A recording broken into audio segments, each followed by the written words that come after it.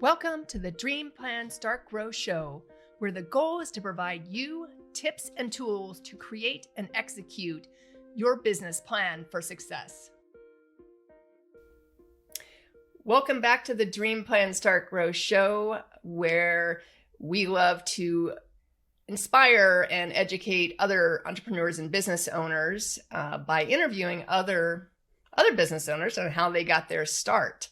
And, the point of that is to really, anything is possible. You may not be ready for it right this second, but down the road, things may change in your life. And all of a sudden you want to start a business or you want to grow a business, and you can learn some tips and tools on how to get that done.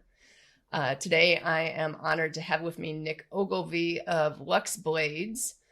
And Nick, welcome to the show. Thank you for joining us today. Oh, well, thank you for having me. It's an honor to be on the show, and look forward to it. All right. So how long have you had Lux Blades? I don't really know the full story of Lux Blades. So how long have you had the company? Yeah, so this company I've actually had just for 3 years. I started off in the artificial turf industry for 16 years.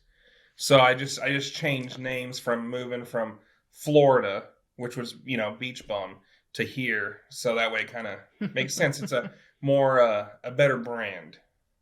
So I'm branding myself a little bit better. Okay. So you had a company in Florida where you were selling artificial turf too. So exactly. So you rebranded the company. Yes. So I've been doing it for 16 years. That's a long time for artificial turf.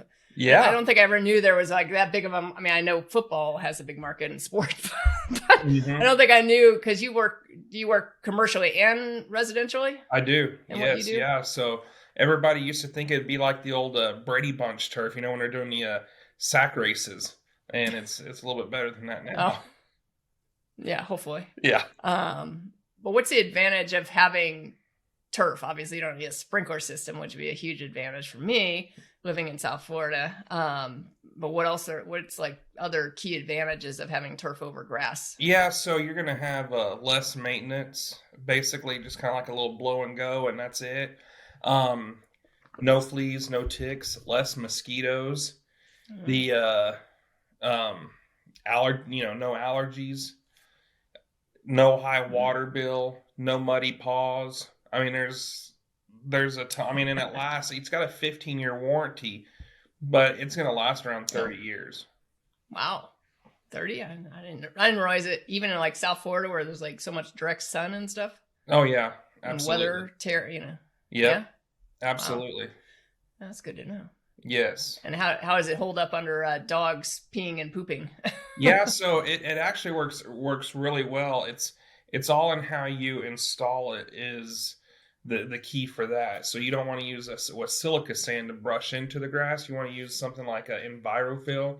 It's an antimicrobial. And so what it does is whenever the dog urinates, it goes off of it, and it's coated with Microban and EnviroFill. And so it keeps your mold, mildew, all that, nasty smells and stuff like that away. Huh. Learning more about artificial turf than I've ever known. I know it's more expensive though, right, than like regular grass. Like if I was going to install, it's about three times the amount. Okay. So you're really making your money back kind of over the long haul of having it versus like the installation costs of it. Yes, absolutely. Okay. And so how did you actually get started in that business? Because that's kind of a unique, well, I see it as a unique business, but yeah, it is a unique business. I got laid off from the railroad. I was working for BNSF in Clovis, New Mexico, and I got laid off 1 year, and I needed to know what to do. And so at that time there was a Smart Money magazine, and in the bag it had, up and coming things the next 30 years, had the, franchise, had the little clippings in the back, it said franchise, click here. And so I did some research, and one of the suppliers said, well, we'll supply you the turf, but you need to go and get a hold of this guy out in California, and he'll teach you how to install, because we won't sell you the turf unless your installations are going to be good. So I was like, okay. So I flew out to San Jose, California. I paid this guy 2 weeks to learn how to install turf while I worked for him for free. Yeah. Yeah. You paid him. I paid him. Yeah. And then I came back to New Mexico and, I went through the whole small business small business association at a local community college there. They helped me with a business plan. And so I had all that together. Then I went to all the banks in town, and all of them denied me for a startup loan. Mm-hmm. So I didn't let that discourage me. The last guy I went to talk with, I left him a sample of artificial turf. And he goes, "What are you doing with that?" And I said, "You know what? Use it as a coaster, as a conversation piece, whatever." And 2 weeks goes by, and he says, "Hey, this lady called or came into my office, and I gave her your number, and she wants artificial turf." And the rest is history. Wow. So you never got that startup loan then? No, I never did. I had to. So I started out with a 1998 GMC short wide and 2 wheelbarrows and shovels. And I did it all myself for a really long time. And then the railroad had called me back. And so I worked from 7 to 2, my turf job, and 3 to 11, I worked at the railroad.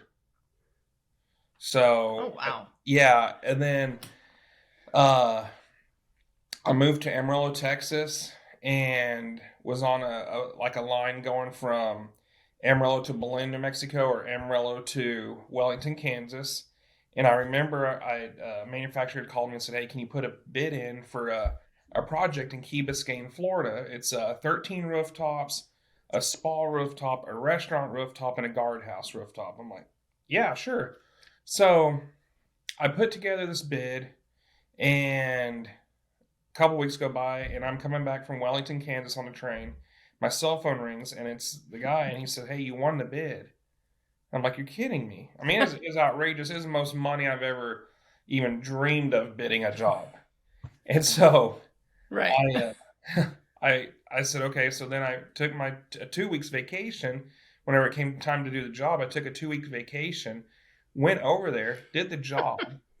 And I seen, and the funny thing is, he said I won the bid by $200,000, which then I knew that wow. I still made, a good amount, but to know that I could have made more. So I saw that the people in South Florida were paying a premium as long as you did a good job. And so I thought, well, I always do a good job, try to always do my best, and I have a really good product. And so I never went back. I literally called up a real estate agent, sold my house, and I did what's called the donut, or I call it the donut, 75, 95, and 4. And I just went around the whole state of Florida trying to get jobs. And so then I found a spot there in Reddington Beach, Florida, just south of Clearwater, outside of Tampa. And that's where I called home for a while. And and did a lot of cool jobs. Still doing a lot of cool jobs over in Florida. But now I just live in Texas. I live in Salina. So you have a crew over here in Florida to implement the job, jobs? Yeah, okay. I have 3 crews over there located in Florida, in Wauchula, which is kind of, I don't know how to explain it. It's over by Bradenton area, kind of more centrally located. So it works really well because they can take, Yeehaw Junction over to the East Coast, or they can come over to the West Coast. Yeah. So it works out really well. Okay. So now you have crews in Florida and you have crews in Texas. Yep. So your marketing, it sounds like initially was just going around and like advertising yourself. Or what was your initial marketing? Yeah, just beating down doors. Okay.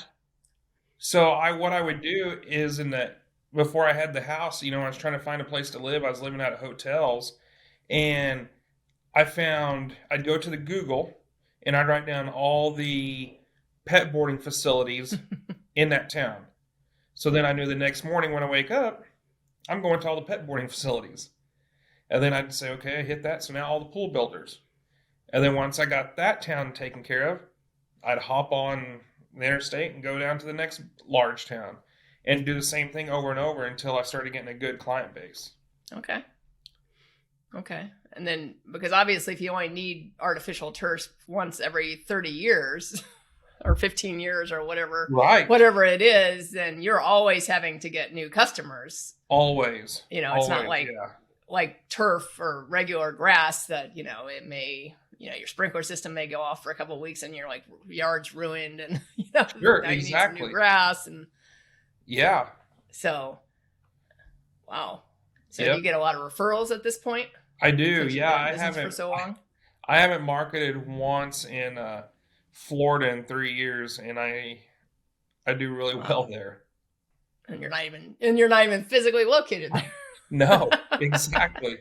Exactly. So I mean it's crazy. I always stay about 3 weeks out over in Florida, which is crazy. And then, you have the snowbirds that come in, and I mean, starting November, it's nuts because they're like, well, can you squeeze me in and get my house ready for the holidays, every year. And we go just nuts until like Christmas Eve. Right. To get all the jobs done so they have their nice turf for the holidays. Yep, exactly. Exactly. And what do you cover all of Florida? I do, yeah. I cover all of Florida. Or? Yep. Oh, wow. I do, yeah. Huh. Yep. And how long does it take to put turf in? Depending on the size of job, on average, like a backyard average is 3 days. So it's not too terribly bad. Okay. Now, do you find some homeowners associations are kind of anti-turf for yards and? They are, and so what we have to do is supply the homeowner with a spec sheet and a sample of turf, and so they can give it to their HOA president just to make sure that it is a quality product. Because I understand what the HOA is; they don't want anybody to put down a crappy product, and I get that. So that's the only put their own turf down. yeah, exactly. So that's the only issues I've ever had. We just roll this out for you. Okay. I'm sure there's someone that's trying to do that. Oh, yeah. Yeah. Like me that tries to like seed her own grass. And I'm like, okay, I'm clearly not good at this. It's clearly not my expertise. So, yeah. I would understand that. And how about historical homes? Is there any issue with putting turf in a historical property? No. So not that. Yeah. So not that your grass is historical, but right. No, I've done actually. There's a beautiful home in Sarasota. The Ringling, circus was over there. Oh, yeah. And I've been there. Okay, in one of their homes, I have a customer that they have one of the actual first homes there off of St. Armand Circle. I've turfed their whole entire yard, and so yeah, there's no issues with that. Okay. Maybe that's gonna be my solution down the road. I'll have to see how much money I need to actually save to do it though before I do that. To spend a bunch of money constructing a garage and redoing some stuff in my house, so I gotta reload but my grass looks horrific because I had it. My whole sprinkler system got destroyed pretty much, and I haven't put it back in because I'm trying to figure out. So yeah, I have some dirt in the front yard. I'm like, can't I just put rocks down or something? Something that's something that's no maintenance. I hate maintaining things like that. So yeah. But maybe one of these days. Yeah, you can enjoy your weekends instead.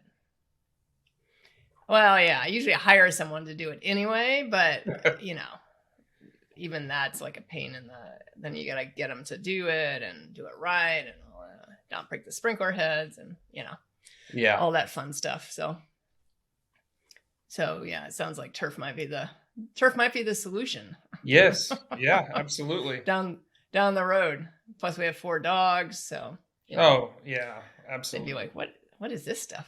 Oh, they love it. They would love it. And it's funny, when dogs get on it, they immediately start barrel rolling. And it's the oddest thing. It's one of the they love it. Yeah. wonder if it's like good, like they're like, I can itch here, like That's what I wonder I, too. I have an itch. Yep. Yeah. Yeah. That's great. So you did your own marketing. You don't have to market anymore after 16 years. Now you've got crews in Texas and Florida. Is there ever a challenge to managing kind of two different states? Oh boy. Yeah. Yeah, there is. It's very challenging as far as the pricing is different. It's different. There's different soils here in Texas than there are in Florida. So, we have to combat that all the time. And then also shipping. So there's some different, you have to figure out creative ways how to get around that so you can stay competitive. Interesting. So is all your product in Texas and you ship it from there? No, so it's actually in Tampa, and okay. I get it trucked. Yeah. Okay. Ooh. And I get it trucked here. And, last year it was about $300 to get a roll of turf shipped over here to Texas. And now it's about $1,500. So the shipping company, so the shipping companies, what happened was with everything, with the increase going up, they had to, there's like a 47% fuel surcharge. It's an oversized load now. They don't consider it a rolled good, which they used to do. Two companies, Southeastern Freight and Express Global, used to do rolled goods. Now they consider it as an oversized load. And so you get dinged for all of these deals. And so now what I'm doing from Tampa to Dallas is I hire hot shots with with their flatbed, and I can get like 5 rolls over here for $1,500. So that's what I do. Oh, okay. Yeah. So you've had to figure out the workaround. Oh yeah. With the shipping industry, and has turf gone up too? I assume, like everything else, pricing wise. It has went up about 30 cents a square foot. So, and that's one of the reasons why I really didn't offer or push finance that much, but now like so I started in November and I'll go till probably March 1st. I'll offer 0% financing. And then in March, I'll switch over and go to 2.9 to 5.9. So that way it kind of helps, make the people, think, well, okay, my water bill's this much, costs this much to hire someone to come, maintenance my yard. So it works well. Okay. So they can pay the turf off then over 12 months or? No, I'll do 5-year notes. Really? Yeah. Huh. Right. Yeah. So there's actually people here that pay whenever they did that. They're like, well, that's cheaper than my water bill and the guy I have come over and cut it. So, and they're thinking, well, in 4 to 5 years, I quit paying on that payment and now it's nothing. And they're saving 70-75% on their water bill, which is huge. Right. Yep. Water bill, maintenance bill, or if they own their own stuff, then, whatever, gas and all that stuff. So yeah, and time, it's just, I could definitely. Like, what do you value your time at? Yeah. Yeah. That's why I finally stopped doing it myself. I mean, I did it myself for years, and then I had a garage that was kind of getting broken into, and I needed to like repair or rebuild and things like that. So then I got rid of equipment because I was like, well, I don't need to give it to somebody that's going to just break in and steal it. I'd rather give it to who I want to, as opposed to someone just taking it. So, and then I hired someone for years and years and years. And then they never increased my bill for years. And, but then until like earlier this year, and then we parted ways at one point, and I was like, all right. So now the yard needs some serious help. So now it's back to me maintaining, but I'm like, you know what? It doesn't look that good. And it's probably mainly weeds in reality. It's probably not even grass. I don't have a sprinkler system that's functional. And so, I'm like, weed whacker, electric weed whacker. Like, there we go. So that's my current maintenance system, which is, again, it's, I didn't want to spend a lot of money. I'm like, okay, this is doable for now. Yep. And then once I'm ready to pull the trigger to something like that, then I'll do that. Absolutely. So yeah, no. I will ask the historical people or historical city of Delray Beach first before that, just to make sure. Yeah. Because they control everything about the outside of my house. Now, I can't imagine they would control that, but again, just better to be safe than sorry. Yeah. I don't need them to be like, yeah, you couldn't have put that in. I'm like, what do you mean? You sink a bunch of money into it, then they force you to rip it out. Yeah, exactly. That would be bad. So, so now it sounds like so you cover all of Texas too? No, Texas, so state. I just, Not the I just do. I mainly focus on North Texas, but if there's a big commercial job or something like that, then yeah, I'll handle it. Okay. Yeah. Okay, yeah, because I'm like, Texas is huge. Oh, yeah. Florida's not, but Texas is really big. Yes, absolutely. And there's a lot of nothing in the middle of Texas, so yeah. So, but so what's been your biggest challenge then in kind of starting and growing this company? So the funds, right? Funds are that's always a challenge. With the business, starting a business, whatever.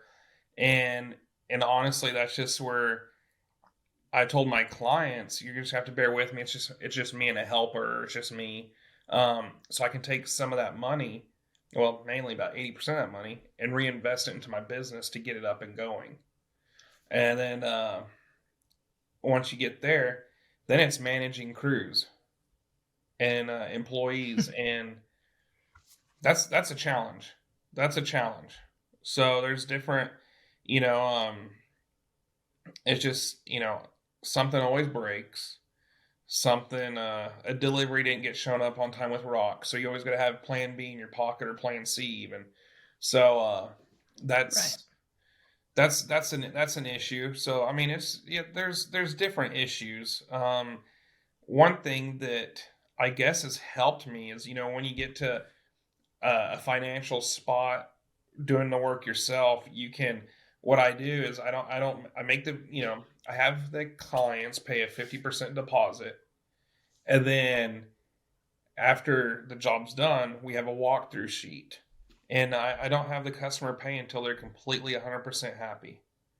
And I think that's been one of the best things, because never had a mad customer.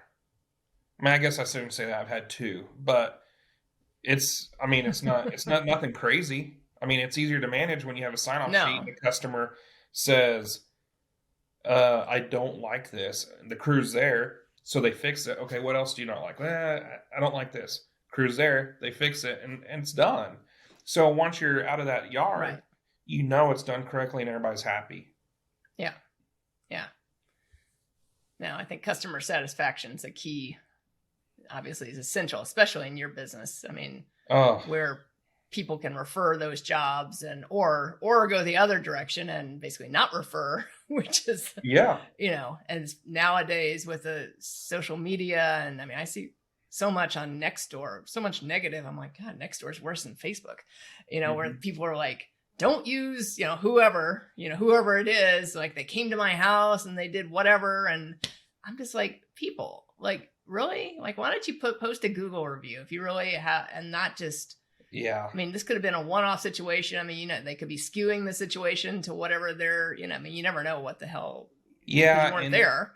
So exactly, and the business doesn't even have at least in Google, they have a chance to reply, but on Nextdoor or Facebook or one of these platforms where they just spew things out sometimes, I'm just like, people, come on. I mean, unless you got food poisoning or you got, like, oh yeah, it's really not. I've had competitors on, it's funny you say that. I've had competitors on like Facebook, and I don't even think I have Facebook reviews on there anymore. I don't think, but they would have someone else write a faulty review, and there's nothing you can do about it. So, and I've been thinking about the whole No. reviews, Google reviews, and I like Google because, like, so you can reply back to it, and that's good. But Yeah. I'm starting something different this year. I'm doing video testimonies. Um, and Yeah. I feel like that's going to be the best thing because you have all these different platforms that you can pay someone $500 and they'll give you 200 reviews, and you can blast it on there. And I just don't like that. There's a local company here that does that, and it's yeah. So I'm gonna do video testimonies. I think that's more powerful, anyways. Yeah, I do too. And then, you can use that in so many places. You can use it on your website. You can use it, just post them individually on social media. You can post them Yep. all on YouTube. I mean, there's so many different places you can use them. You can, share them in an email, if you send out like Yes. company emails, hey, let's check out our latest testimonial from, Martha or whatever. Uh-huh. I think that's, yeah, I definitely think that's probably a good thing because, yeah, I mean, there's just so many negative people out there nowadays. I'm just like, Oh yeah. people, you know, Absolutely. and, who've probably never owned a business, and I mean, you saw it during the pandemic when people would talk about restaurants. I'm like, okay, people, like, they're understaffed. They can't find people to work. They, get shut down on every whip stitch because, everything gets, well, not in Florida, but in other parts of the world, Yeah. not in Florida and Texas, but, in other parts of the world. I'm like, and now you're complaining about, like, oh, I had bad service. I'm like, give them a break. Yep. If your food was good, you know what I mean? Like, Exactly. I mean, just don't go out then. I mean, eat at home. Obviously, you're going out because you don't want to cook. Exactly. So yeah, and I mean, I'm all for like honest reviews on Google or Facebook, any of those, but just all this other complaining can go away. Mm-hmm. Yeah. Like, but yeah, I mean, I think that's good. I mean, I think video, is a key piece, and now, if you use a platform like a StreamYard or something like that, you can even, do pre-recorded video. So you could actually live stream the testimonial, Yes. by using the pre-recorded video and scheduling it to live stream, which is great, because obviously live streaming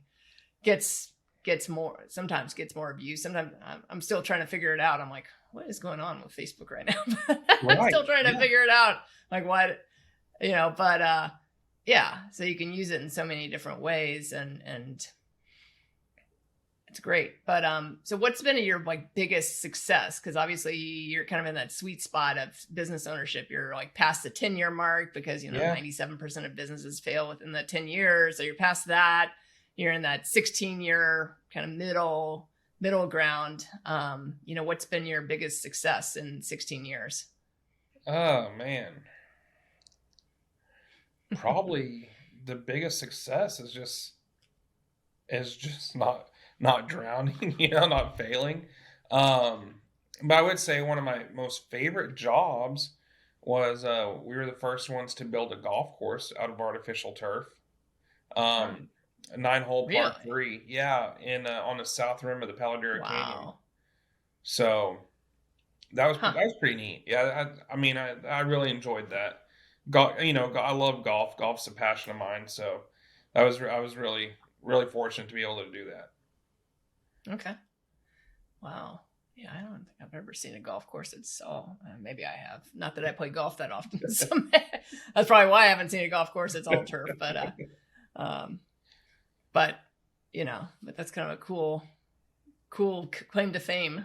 Yeah, absolutely. And yeah.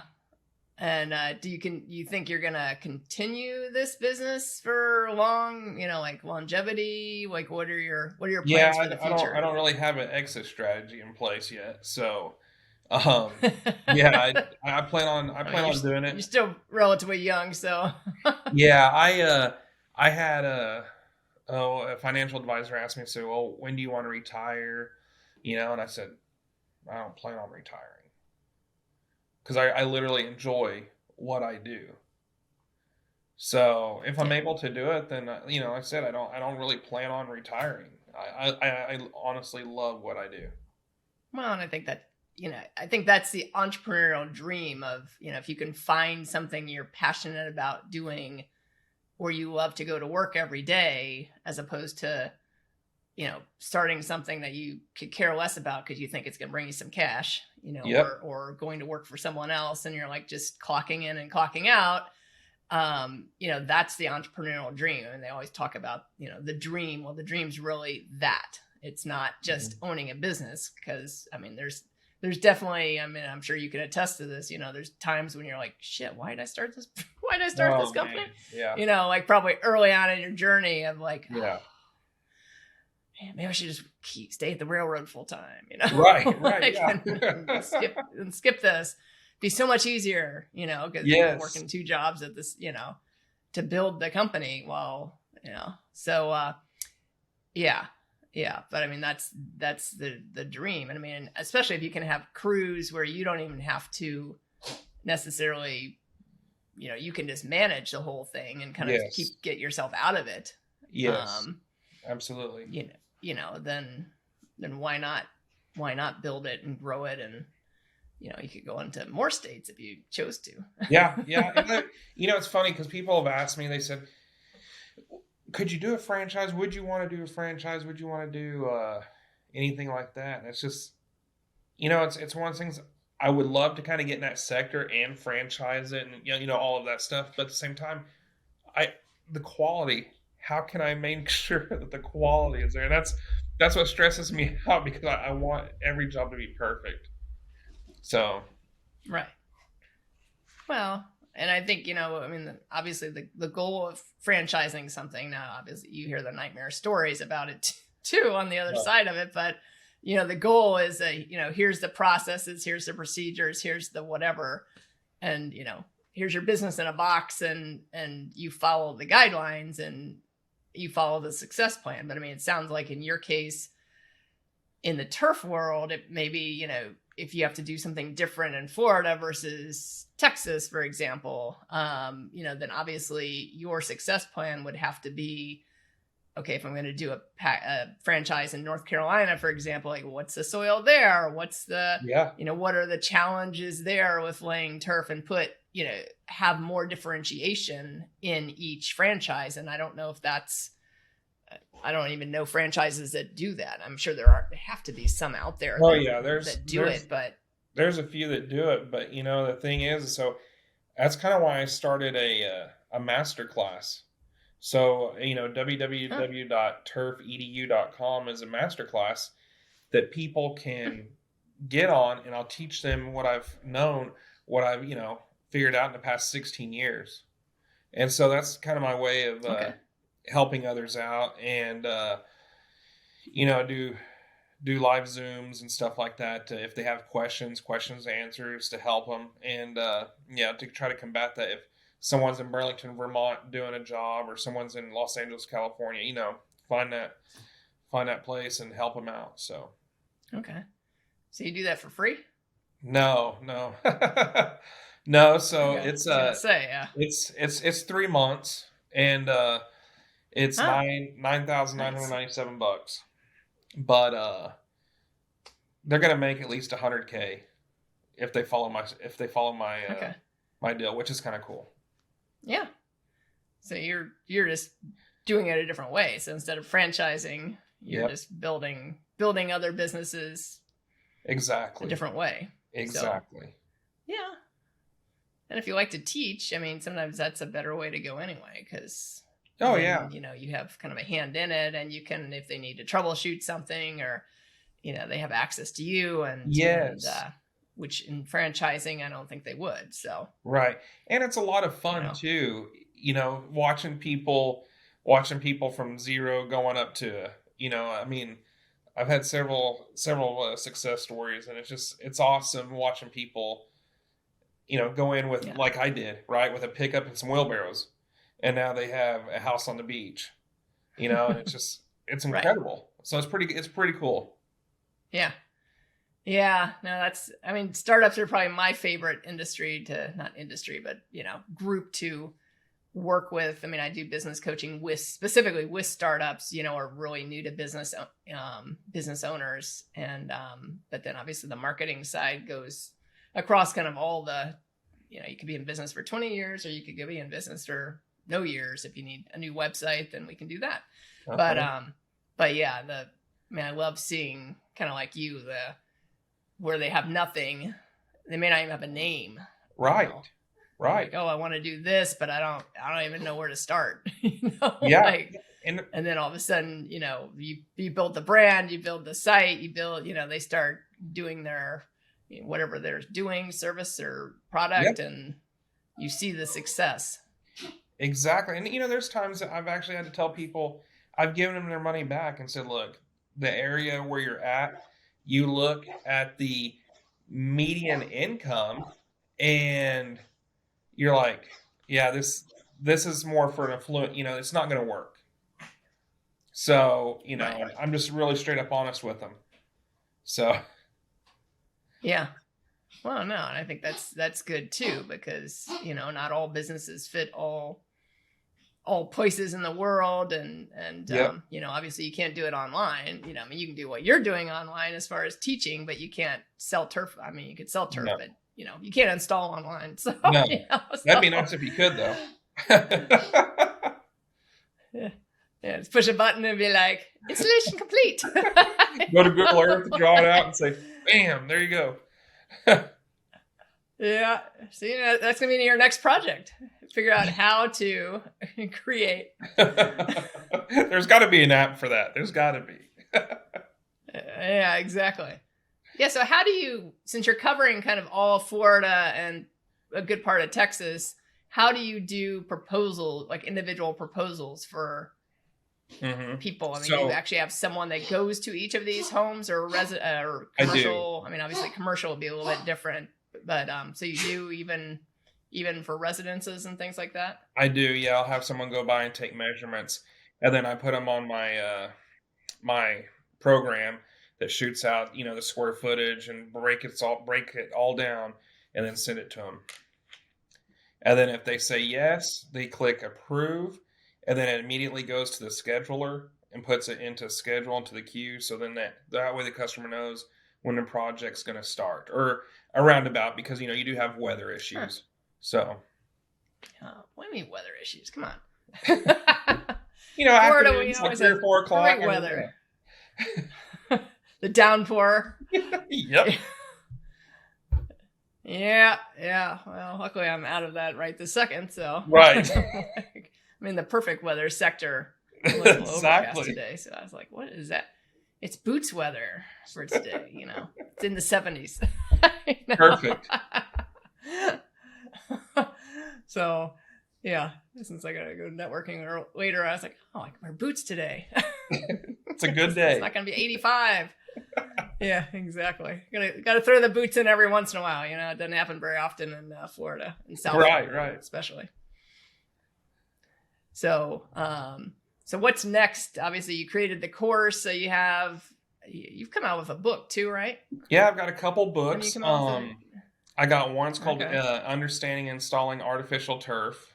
And then I just released a book 2 weeks ago called How to Sell Artificial Turf. And so I'm going to Ah, come out with two that's more cool. books by the end of the year that I'm working on right now. And Wow. it's basically just, you know, like I tell people in my class, it's all about content and building the content. So Yeah. and then you help people along the way, right? So and that's all I'm doing is just you know, I'm building content, but at the same time putting in things that are factual and it will help people. Right. And then, so what's next? So you got two more books coming down the road in Yep. Yeah, 2023. two more books. Yeah, two more books, and then looking about I've got one SKU number coming in. It's, you know, strictly my turf. I'm looking at getting three more. And so basically creating my own line of turf. And I think that's going to be a huge sector that I think I can, yeah, do well in. So it's, It's a whole different ball game though, because you got to know tariffs and stuff like that. Oh. Yeah, it's a learning experience. So And you're importing, having huh? Yeah, yeah. So you got to import the turf, and so, but then you can sell it to other turf companies and too, Correct. right? Correct. Doesn't Exactly. so And other it's another installers revenue stream. yes, and other installers all over the country. So Okay. it's a Oh, that's process great. because everything that I do, I want to get it tested and engineered to make sure that it's gonna, be good for them. Right. Right. So what's been your like key like over your 16-year career in turf? I mean, what's helped you the most? I mean, some people go to conferences, some people read books, some people, listen to podcasts, and I mean, or a combination of all that type of thing. Like what's helped you the most over the 16-year period? So I would say what's helped me the most, there's a few factors. One is, my papa being a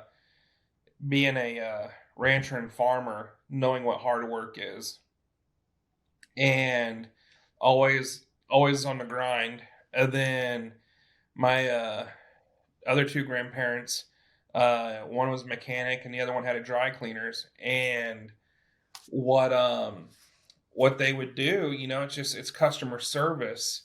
And so I always thought about customer service from the get-go, but not only that, customer experience. So now you hear a lot of people talking about CXP, customer experience. Well, I was doing customer experience before customer experience was a thing. And another person that taught me that was one of my old bosses, Phyllis. And when I was going to college, she was my boss at a hotel and in the hospitality industry. We were the only 4-star hotel between Dallas and Denver in Amarillo, Texas. And so we would have some elite guests and stuff like that stay there. And it was like, we were always top notch. Like the doors were brass. So we're always taking, barmaid, I think is what it was called, and shining up those doors, making sure everything was tip top shape so that every customer had that experience when they walked through the door. And so that's one thing that I contribute probably 100% of my success is to customer experience. Okay. Even in the turf industry, huh? Yeah, absolutely. So like I had a customer 2 weeks ago, he broke a flag stick on his his dog did on his golf green. And he's like, "Hey, can I get this? Like $65." And he's like, "Hey, it broke." I said, "No problem. I got you covered." And he didn't pay me $65. I just went and did it for him. But you do that because maybe you're not marketing, but you are, because now you've done that for that guy, right? That customer. Now he's talking, "Man, yeah. Nick came by with a brand new flag stick and didn't even charge me, so." Right. Exactly. It's marketing without having to, all you're doing is spending $65 to put a flag stick in. Yeah. Or whatever your cost is. Yeah. And I always had, it's kind of funny because everyone says, "Well, how'd you get into sales?" And I'm just not a salesman. And I said, "Yeah, you are. Everybody's a salesman. Everybody can be an entrepreneur." Yeah, and they said, "Well, why is that?" I said, "Well, when you were a baby, what did you do to get food? You cried, right? So you learn selling. There's ways to get what you need. They're all subconscious. Right. So it's just, yeah. Yeah. I tell people if they have a dream, go for it. Yeah. Right. Yeah. No, I think you saw that. I was just at Grant Cardone's 10X Business Boot Camp over the weekend that he did. It's like a 3-day conference, and obviously he's got his own big sales program that people can at Cardone University that people can log on and learn all about selling. And yeah, his sales team, I'm just like, Jesus, they sell without selling. Like you can tell they're selling something to you, but they're like, "Oh, but you get all this value," basically. I mean, because they're like, "Oh, you get this, you get this, you get this." It's not just, you go to the website and, pay for whatever on the sales training. he's like, no, you get it's all about that creation of value and the, like you said, the experience, but because he paid to have snacks there the entire day. I mean, like this, you go to those conferences and they're like, they have water in the morning, and like some pitchers, and then they maybe have a little coffee in the morning, and they stop that because that costs a lot of money, and that's about it. So I had brought my snacks with me because that's my typical conference is that.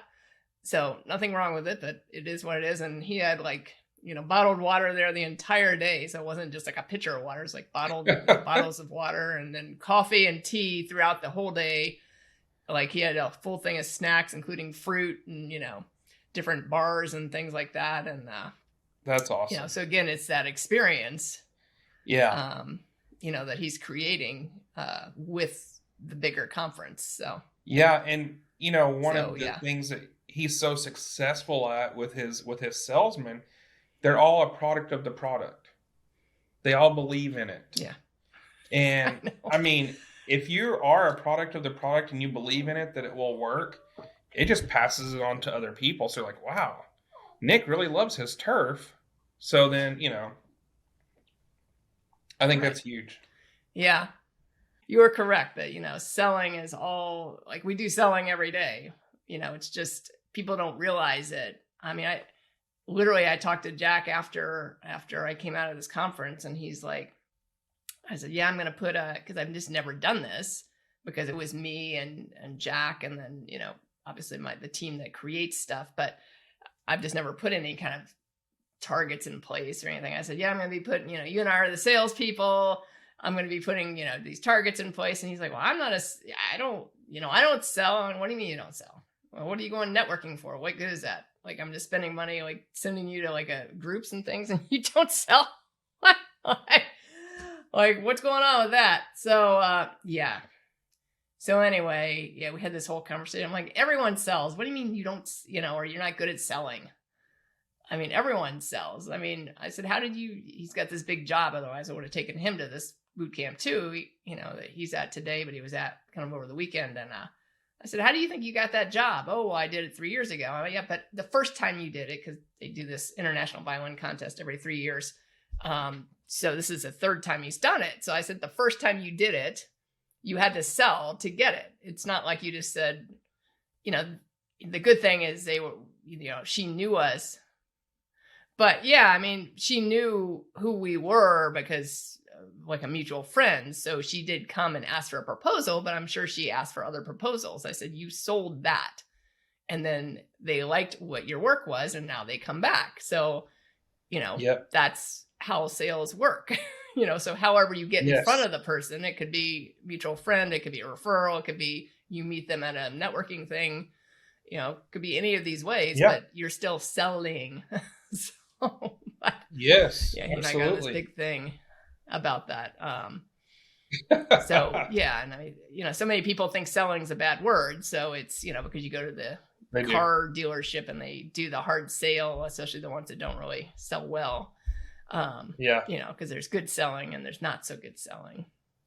Yeah. So, but you are correct. But as we start to wind down a little bit, the one question I ask all my guests is, if you had one tip to give to someone who wanted to start a business, so any kind of business that either you learned along the way, or maybe or maybe you knew it when you started the business and it's really helped you accelerate the business, what would that tip be? So find your target audience and find their need and fill it. That's it. Okay. That's good. It's a simple formula. Yeah, short and sweet. Short and sweet. And people like to complicate it. Yeah. People like to complicate the formula, but it's like everybody tells me, well, do you do landscape lighting? Do you do this? Do you that? Like, I could, but I'm really good at what I do, and I'm just going to stay in my own lane.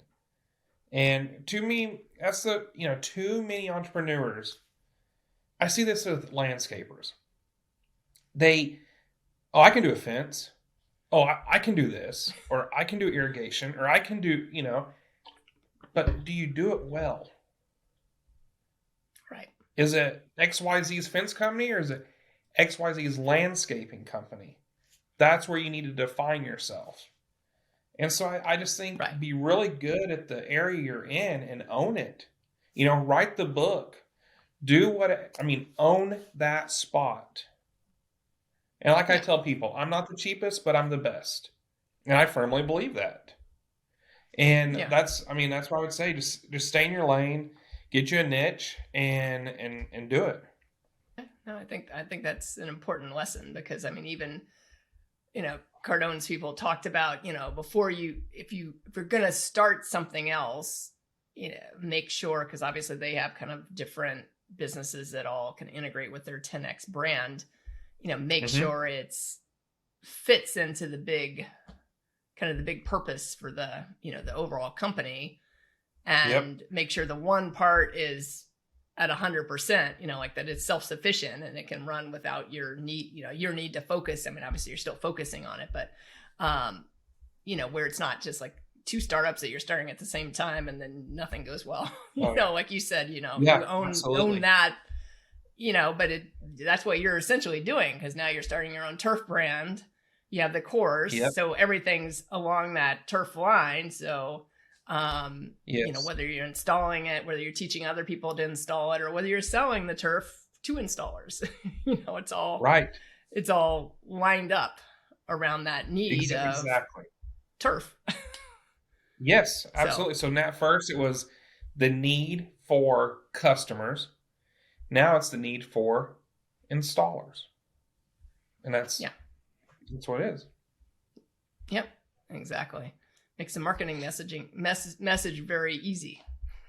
It does. And I can keep everything on a secondary level like you're supposed to, right? So it's just like short and sweet. It's great. Yep. So if anyone had any questions, either someone in Texas or Florida that maybe wants turf, or someone that maybe is looking to get into installing turf or starting their own company in that area, what's the best way to connect with you? So the best way is going to be nicksbizcard.com. That's nicksbizcard.com. That'd be the best way because it reaches me on all platforms. There we go. Yeah, I recognize that. I wonder who did that. When my other guests had used that as like she's like, well, you can either go to LinkedIn or you can go to Charlotte's BizCard. I'm like, okay, we'll go to Charlotte's BizCard because LinkedIn can be, Well, it gets lost in the shuffle, right? Like that's the thing is, whereas this is essentially, there we go. Yep. Well, thank you. I appreciate you joining me today, Nick. I knew very little about turf, what it is. Someone behind me put some in. I was like, oh, look, it's turf. I was looking at it. I was like, is that real? No, it's not real. But I appreciate you educating some of my viewers on kind of how you've gotten started in the turf and business, and then obviously how you've been able to grow it in the different avenues, including the books and the course and the creating your own turf brand. Because I think it's inspirational, in 16 years in, which to some may seem like a lifetime, but it's really not that long in the world of business ownership. Considering most businesses, don't make it past the 10-year mark. So you've made it past that 10-year mark, but you're like thriving past the 10-year mark as opposed to like just surviving. Right. Yeah, exactly. So thank you very much for joining me. And everyone, thank you for watching the Dream Plan Start Grow show. Again, my name is Allison Turner. I love working with entrepreneurs and startup companies. So if you have any questions for me, you can go to my website, dreamplanstartgrow.com. I do offer a complimentary consultation if you want to get started in business, or maybe you're newer to business, to kind of help you start the right way and save some of the headaches that some business owners have when they start a business. Thank you for joining me again, and I look forward to seeing everyone the next time. Thanks for tuning in to the Dream Plan Start Grow podcast with Allison Turner. If you like what you heard, make sure to subscribe and leave a review. Join the Dream Plan Start Grow community by following us on Facebook or Instagram at Dream Plan Start Grow. See you in the next episode.